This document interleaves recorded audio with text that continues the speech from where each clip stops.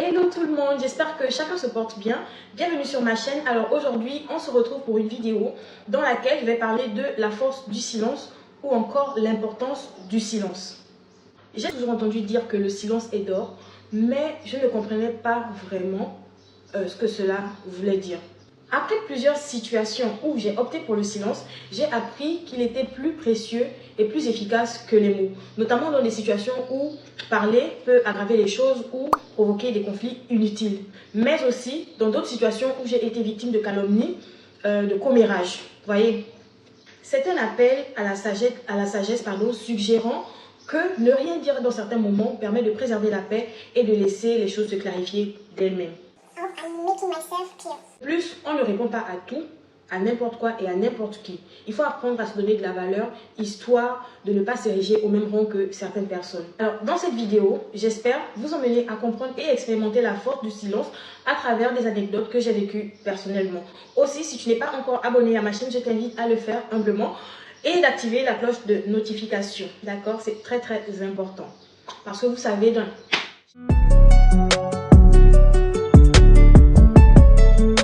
déjà, il faut retenir que le silence, certes, a sa particularité, mais par moment, il est important de se prononcer, de parler, histoire de défendre ses opinions, de se faire valoir auprès de certaines personnes qui ne comprennent jamais rien, à qui il faut tout dire avec des mots.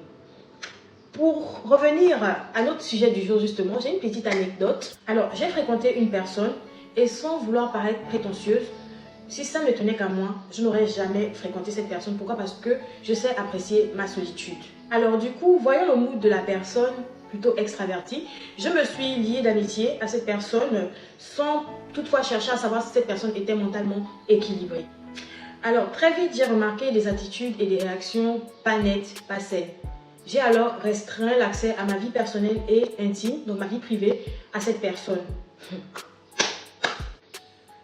C'est-à-dire que ce que je faisais, ce que je disais devant elle, n'était que ce que moi-même je choisissais de faire devant elle en fait. C'est ce que moi j'avais choisi de faire devant elle. Peut-être j'avais restreint, je n'étais plus aussi ouverte parce que en vrai je ne me suis jamais sentie en confiance.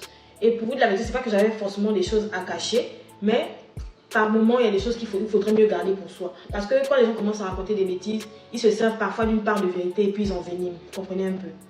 Du coup, il s'est passé ce qui s'est passé. Je vous épargne les détails. At the end of the day, j'ai mis fin à cette amitié toxique. Accrochez-vous. Peu de temps après, j'écoute des fake stories about me que la personne faisait circuler. Et voilà, la vie ou le karma, je sais pas, a fait son travail que voilà, on s'est retrouvés, nous sommes confrontés. Aux yeux de certaines personnes auprès de qui elle partait raconter des inepties à mon sujet. Mais c'était pathétique. Il fallait voir comment la personne cherchait à tout prix à me discréditer. Oh my God. La personne voulait carrément, c'est-à-dire, je ne sais pas ce qui a causé cette mauvaise foi, si j'ai été une fois vache ou pas correcte avec cette personne pour qu'elle puisse user de toute son énergie possible pour me descendre.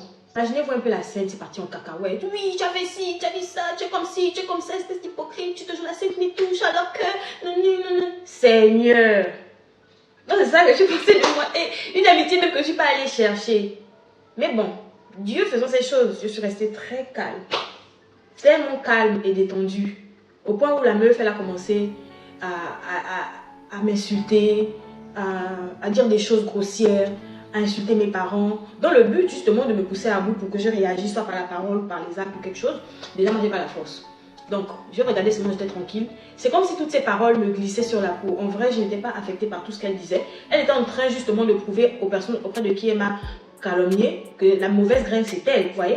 Je suis restée calme. En vrai, je ne sais pas d'où cette maîtrise de soi là, je l'ai eu ce jour-là, je ne sais pas.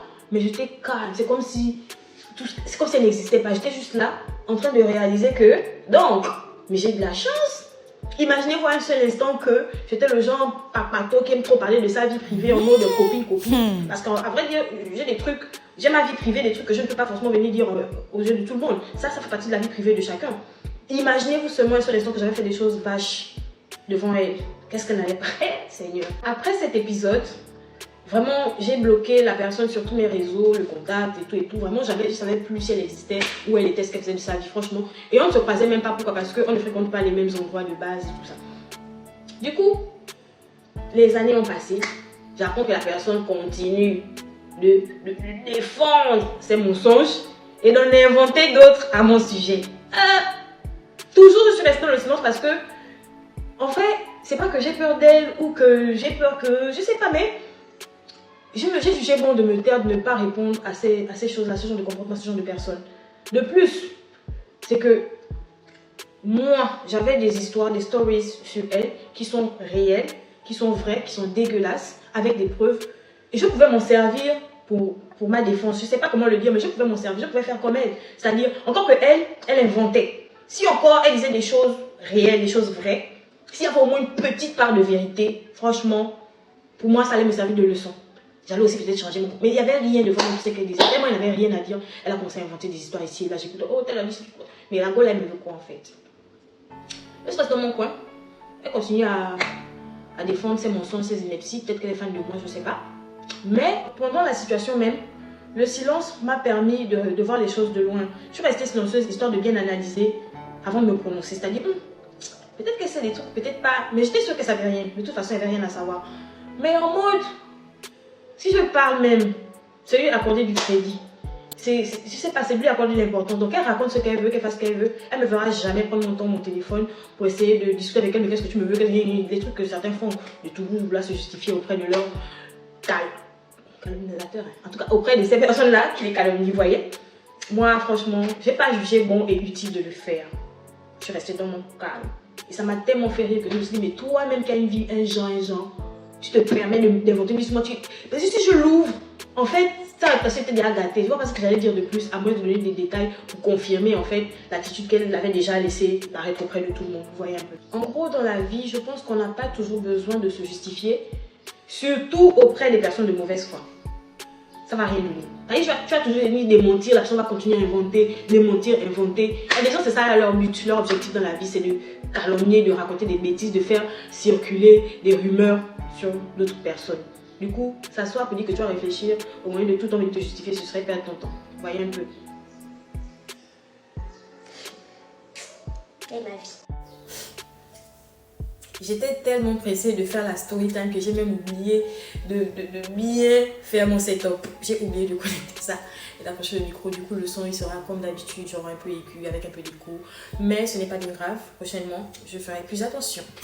Alors, après cette situation, j'ai commencé à voir le silence, véritablement le silence d'une manière complètement différente. Le silence n'est pas simplement une absence de bruit, mais aussi une manière de se réapproprier son pouvoir sans pour autant avoir besoin de se justifier. Il permet de clarifier nos pensées et de ne pas se laisser emporter par les voix des autres. Vous voyez, je ne dis pas qu'il faut toujours se taire, qu'on doit toujours se taire, mais le silence parfois est plus puissant que n'importe quelle réplique. Vous comprenez un peu. Il m'a permis à moi de trouver ma voix, de rester calme au milieu du chaos, voilà, d'écouter mes propres pensées. Et c'est très très important, je vous le recommande d'ailleurs. J'avais 2-3 anecdotes à raconter, mais au final, celle que je vous ai contée m'a pris plus de temps que prévu. Donc dites-moi en commentaire si vous voulez d'autres anecdotes sur ce sujet. Je serais ravie de vous faire des petites story time. Bien, si vous avez aimé la vidéo, n'oubliez pas de la liker, vous pouvez la partager, de laisser vos avis en commentaire, vos expériences, anyway, comme vous le sentez. D'accord? Prenez soin de vous. Merci d'avoir regardé la vidéo jusqu'à la fin.